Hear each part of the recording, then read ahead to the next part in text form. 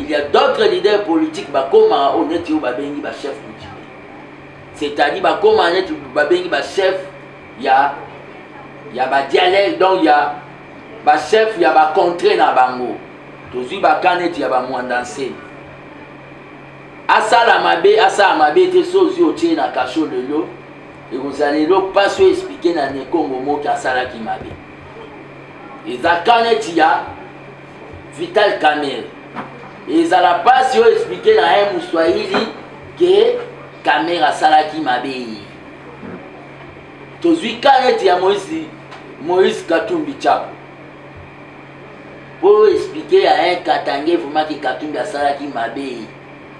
Et ça ne passe. De même pour Jean-Pierre Mbemba.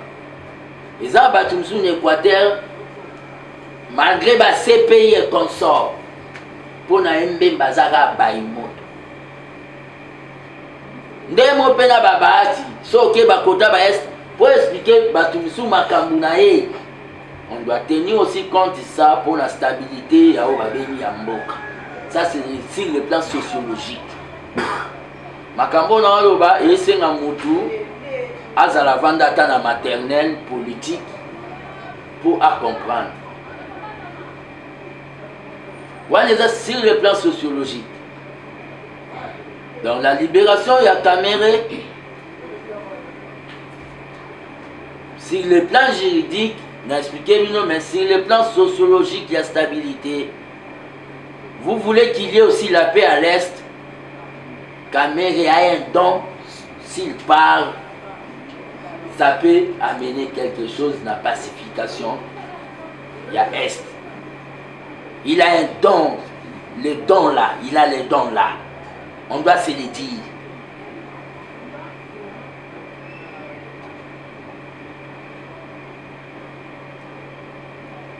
Il a le don par rapport à la problématique et insécurité dans l'Est. Ce qu'a lobby, ce qui va payer une mission, et pas chef de l'État. On peut tirer quelque chose dans l'Est. Et là, comme nous on a effleuré les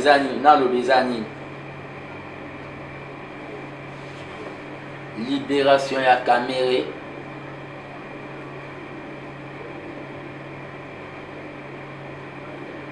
Et qu'on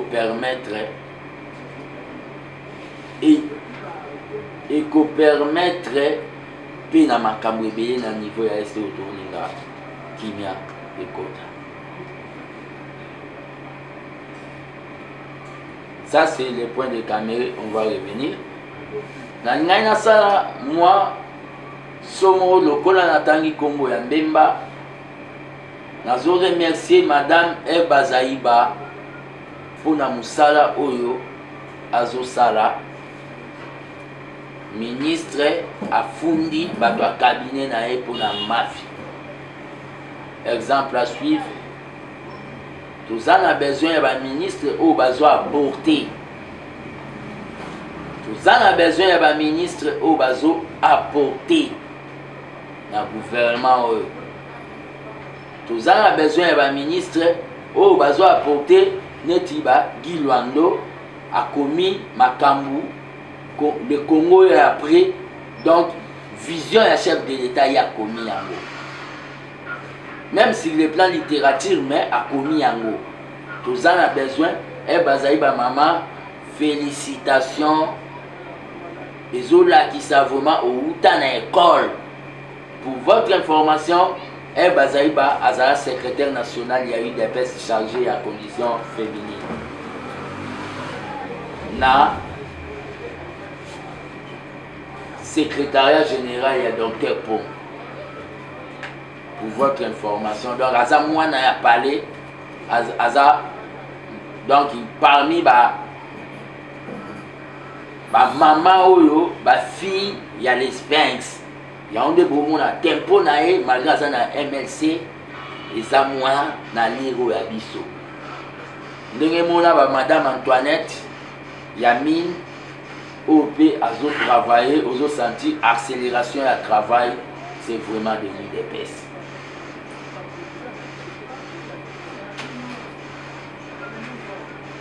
pour la situation oyo tozanango. Je tiens à dire à tous les combattants oyo l'aime sous baza animé na émotion. Je tiens à dire à tous les combattants au baza animé na émotion ba libérer Kamere. Quelques combattants au baza manipulé. Quelques combattants au l'aime sous bazo comprendre que dans la vie il ne faut jamais oublier les bienfaits.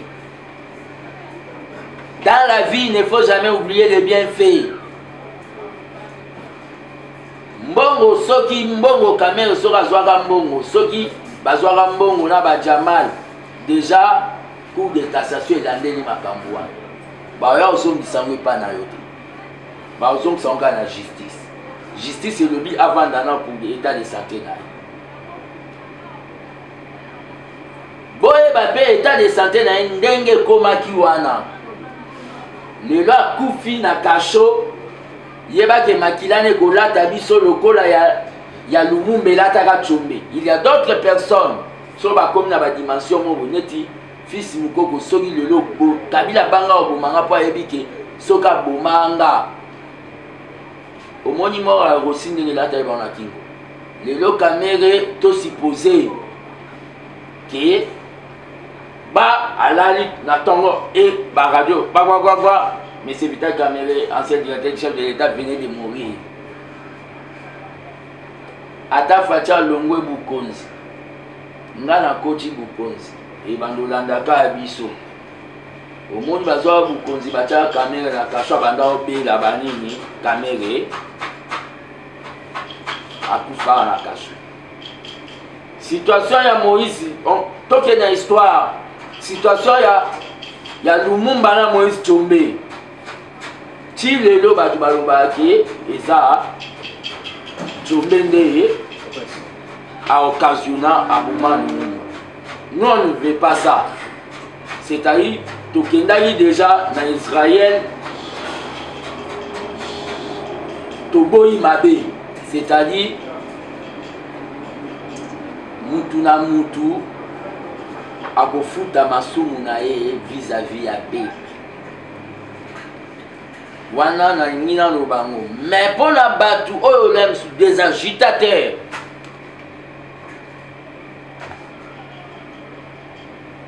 il faut pas oublier les bienfaits. Tout le monde était contre nous mais Vital Kamere nous a suivis na Nairobi pour tout ça la cache pour tout comme à la pouvoir. On ne doit pas oublier ça. C'est pour cela que vous voyez position, je suis poli vis-à-vis de Vital Kamere, poli vis-à-vis de Moïse Katumbi, poli vis-à-vis de Jean-Pierre Mbemba, parce que Vital Kamere nous a suivis dans Nairobi. Jean-Pierre Mbemba, Vital Kamere nous a suivis dans Nairobi pour tout comme à pouvoir. Oh, pour la bâtiment, il y a des personnes à la pouvoir. Moïse Katumbi et Jean-Pierre Mbemba nous ont donné main fort pour renverser la majorité. Oui, ils sont mal à l'aise. Il y a Tantine Janine Mabundana dans les vieux. Calme-moi. On est obligé d'être poli vis-à-vis. Donc, côté Wanakutu, moi je vois celui qui est avec le président, je suis avec.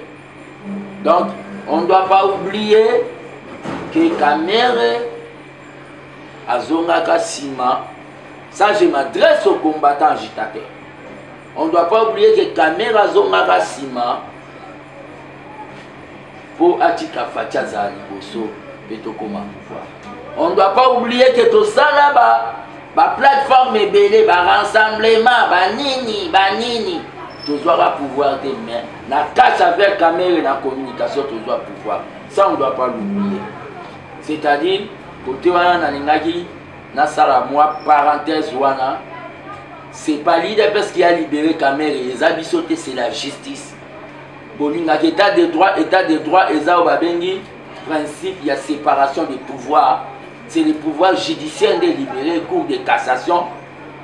Ndenge Basolo Linae vit son état de santé pour nous épargner aussi l'IDPS d'être au Abengi impliqué peut-être s'il tombait tôt à Koufragi na kati à prison. C'est la compréhension libre au l'enseignant. Pour clore allocution nanga, l'armée de Baptiste Tshisekedi ouvre sa porte dans les nouveaux membres. Que ce soit ici dans le Congo, c'est-à-dire à Kinshasa, dans le Congo profond, dans la province, puis dans l'extérieur. Pour toujours relancer au biso tobengaka ba messe patriotique na biso, c'est-à-dire ba matinée politique na biso bientôt. Armée de Baptiste Tshisekedi tous un mouvement où ils ont la katia IDPS, mais pas mouvement. Il y a Djalelo, mouvement Oyo, bureau d'études, il y a président, mouvement Oyo, sa président qui ça ne va pas. En rapport avec le social, les gardiens du temple de la démocratie ont lancé déjà une mise en garde dans le ministre de l'économie. Ceux qui peuplent la liété, bio dina ba poulet, babiloko tolo baki. Ceux qui peuplent la liété n'a pas fait au ministre, il faut démission. Les ministres de l'économie de notre gouvernement de Warriors, ceux qui peuplent à liété, les ministres étaient obligés de démissionner. J'ai dit et je vous remercie. Comment est-ce que nous avons militaire? Il y a le président Félix et Kabila.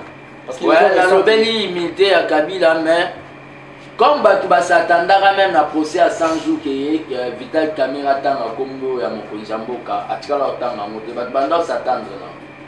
Naïbi placé au Batanga Komba Moté. Sous l'impulsion du chef de l'État. Sous l'impulsion. Déjà, il accusait indirectement. Non, vous avez dit, vous avez cité les nombres.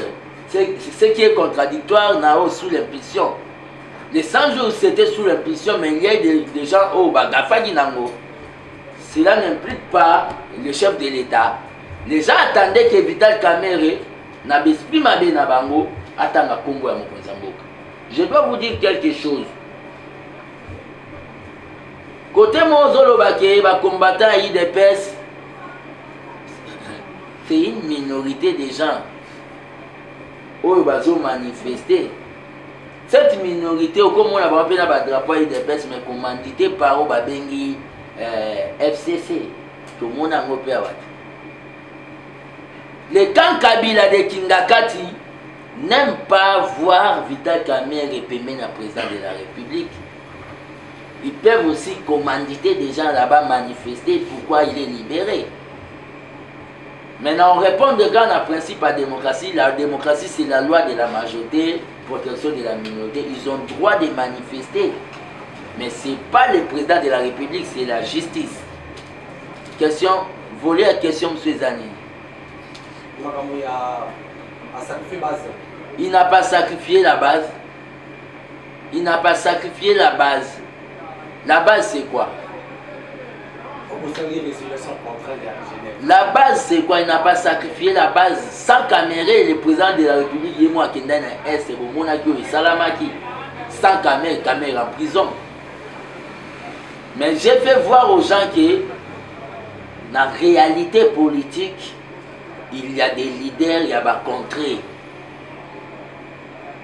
Oyo, même si Basali Mabe na bango, il y a difficile à expliquer ou à avaler et pas bateau baza, il y a des contrées na bango.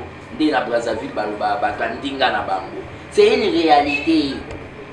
Si on a zoom à côté na cacho pour na ba femo ou ba bimisi na cacho parce qu'il est politicien aussi chef coutumier. Ils ont senti que l'Afrique d'ici pouvait devenir instable. Wane alaki parenthèse na sali. Eza matière mobo, eza matière mobo pour na ba bébé politique té. Côté on est na répondre. Aux hommes la manifestation, je vous dis, vous pouvez voir des gens avec des t-shirts de l'UDPS, manifester contre décision Mouezouami, injurier Fatih a trahi. Ne dis pas que ces gens-là engagent les partis. Hein. La machine de Kingakati peut imprimer aussi des t-shirts, des lits de peste, envoyer les gens dans la rue. Justement, vous avez toujours le FCC. On est qu'il n'est plus. Que aux océans, balongola basa lever ba immunité ya mwana mboka Joseph Kabila. Ngana yo toyebi question na ngebandi ya ngana yo toyebi dossier Bukanga Lonzo pona kolongola ba immunité toyebi scénario elekaki na Sénat pona kolever ba immunité ya Matata Ponyo. Et ensuite tango ake na justice il n'y a pas eu de preuve concrète. Tango ndeko Kabila boya lokola enseignant. Vous pensez vraiment Ndeko Atanga qui est à fournir justice par élément où Ezola qui s'ake Joseph Kabila Moutou azalaki commanditaire il y a Ndeko Chebe pour pas Ndeko Chebe. Deuxième question concernant Madame Fifi Masuka ou Aza gouverneur AI. Ozo akizé awa na conférence de presse autoyaki la fois dernière ou akizaki epekaka. Mais ce qui au tali ba grande décision ba réunion nyonso azoyaka na Kinshasa, le chef de l'État a accordé oreille naïe. Est-ce que makambo nyonso ozoloba oyo? Vous pensez vraiment na lito ya mokonzi comment quitter pour yo ozosalela yango toujours par conférence de presse? Troisième question nanga concernant Kamere outi koloba awa ke cour de cassation mtesali musala nango justice mtesali musala nango.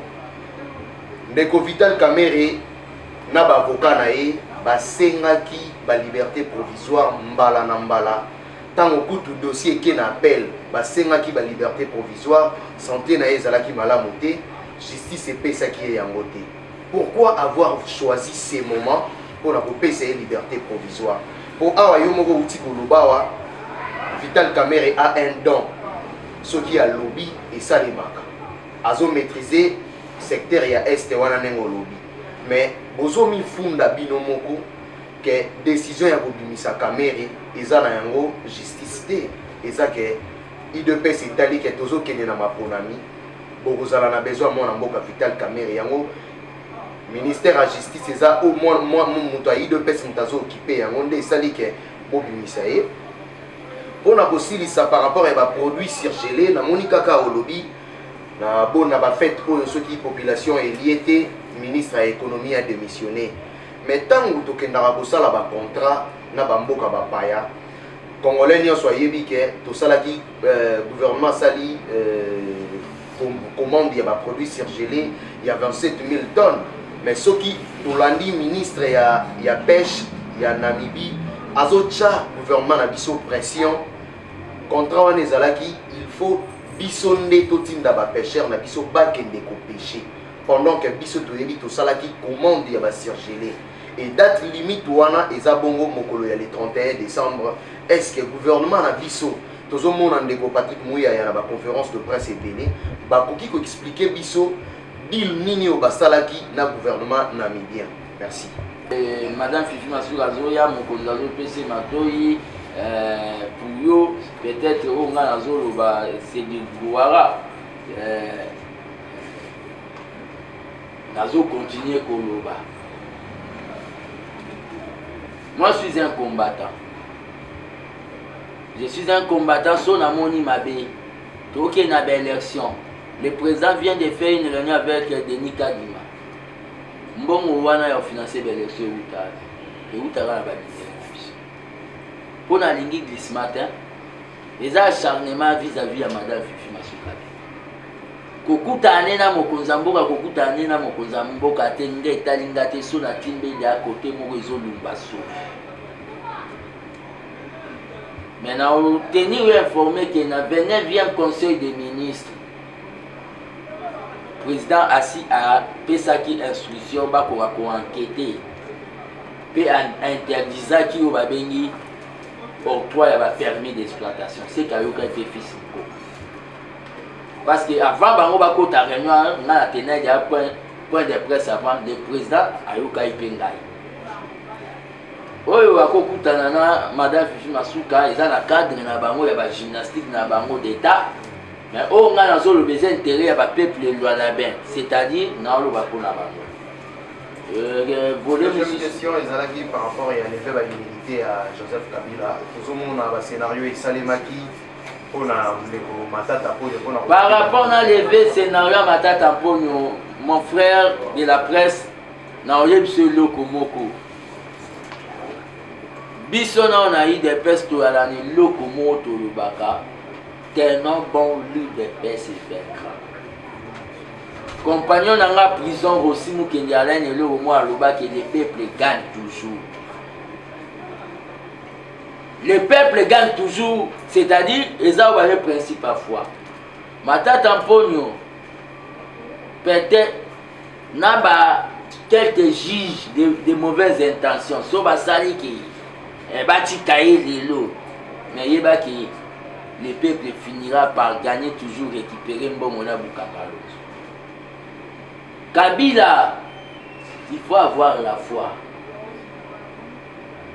Ceux qui le bazui, à quel point balobi, dossier vide. Mais yeba ki batanga ou me bakuto. Ceux qui ça impliqué, dengi batanga ça impliqué. Un jour à coller canabar. Nous sommes les gens où ça la combat à foi. Vous comprenez? Nous sommes des gens où ça la combat à foi. Donc, côté on a quoi on a répondu aux questions sur le lobby, il y a ministre. Voilà les questions souka. Vital Kamerhe au lobby justice Mtesali Moussala Rango. Bisonyo Sotoyebi, Nenge Banei Kosenga liberté provisoire, avocat na yemoko pour na état de santé na état de la dignité. Pourquoi avoir attendu ces moments pour repérer cette liberté provisoire pendant que Yozo justifié kaka Vital Kamerhe a un don ya maloba a maîtriser la point. Non, le problème qu'il a pour ça traînait parce que la justice voulait que ça traîne, voulait ça va pour parler naïe. Et la justice va ça pour parler naïe va moni aussi vit son état de santé va libérer. Tout ça. Mais parole dans le bas que Vital Kamerhe a un don. Il y a parole. Nazo s'adresser à l'agitateur. Entre guillemets, il y a eu des pestes. Oh, on a autre confrère Nabino mo alobi qui va tumba qui va piner. Vous comprenez? Nazo s'adresser à l'agitateur. Il faut pas oublier les bienfaits. C'est-à-dire, il faut pas oublier aujourd'hui considérer Kamerhe des Satan. Le but de considérer qui est de quelqu'un de Messi Pembe Nabiso. Non. Moi, je ne suis pas ingrat. Oh, Nazolo Barabatu. Des agitateurs. On est à s'adresser là-bas. On dit surgelé. Contrat de Yogayi Genon, 27 000 tonnes. Or, le ministre namibien. Bamakambo bazoya rolo Barabatu. Na ebité Bamamwana Balo Barabatu na gouvernement. Ba ke tokoma ngo na ba papier. Naboke na ba gymnastique communicationnelle il y a gouvernement. Naboke na ba gymnastique communicationnelle il y a gouvernement. Na ça c'était ministre local ya les gars qui a assuré de ba communiquer comme bima le 31 peuple a koyoka ba communiquer en até. Peuple il fallait pour ministre assuraki. Ce qui peuple a lié na ba fête oyo ministre il fait démission. On fait un combat de la foi. Nous devons faire un combat de la foi.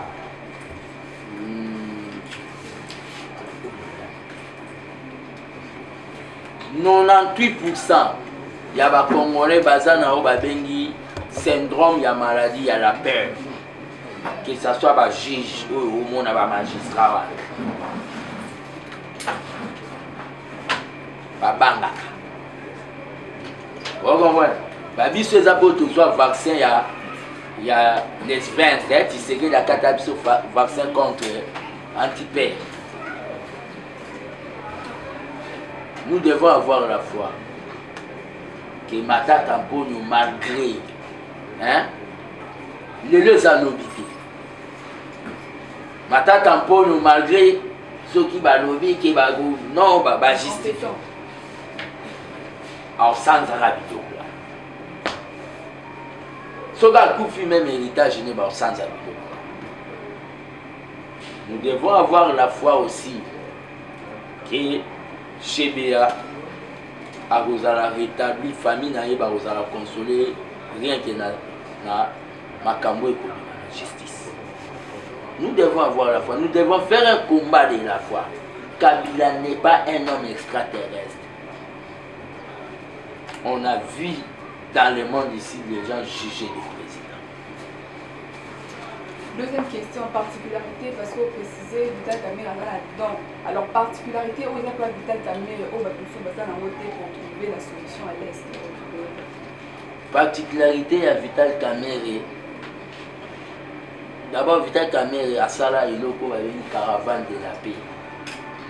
C'est quelqu'un, si le président a fait ses missions, vous comprenez? Sauf que le président a fait ses missions, il peut amener quelque chose à niveau. Il y a pacification à l'Est. Ça, on doit se le dire.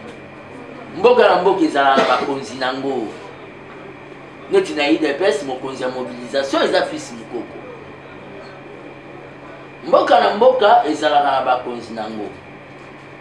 Ça, on doit se le dire. Totala mamba ba justice bani ba sanju pembeni.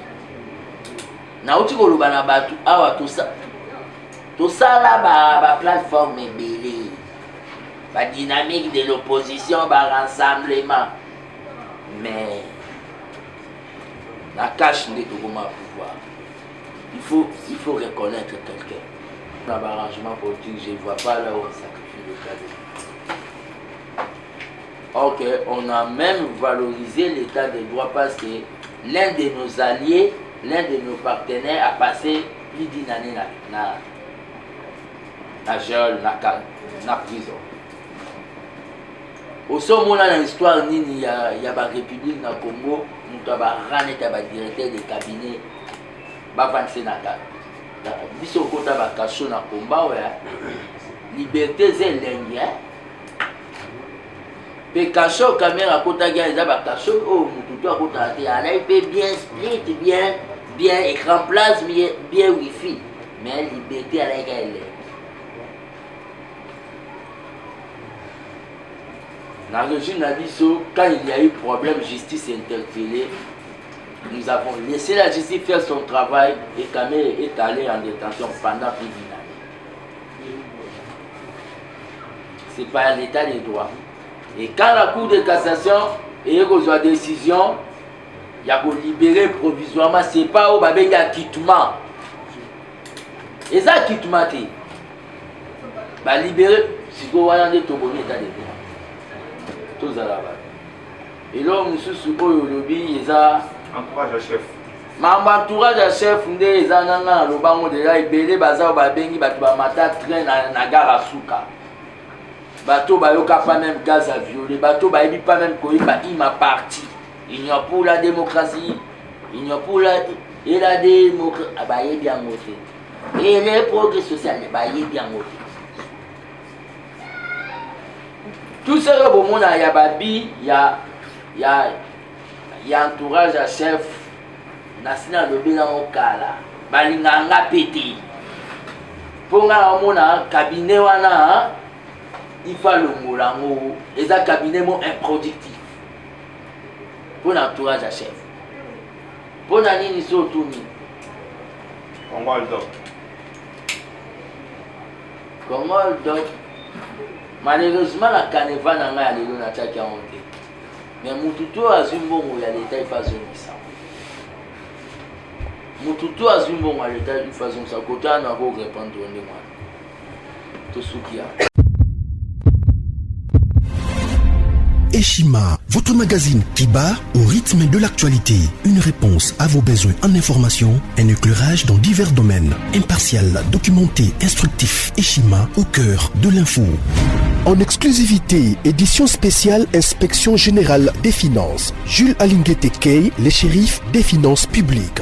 Jamais dans l'histoire de cette institution, 34 ans durant, l'opinion nationale et internationale n'avait autant parlé de l'IGF. En près d'1 an et demi, le shérif des finances publiques, avec le concours de ses différentes brigades, a enchaîné des audits et des contrôles des finances et des biens publics, des enquêtes, inspections, vérifications, contre-vérifications et des surveillances de toutes les opérations financières, tant en recettes qu'en dépenses, du pouvoir central, des provinces et des entités territoriales décentralisées, ainsi que des organismes ou entreprises de toute nature.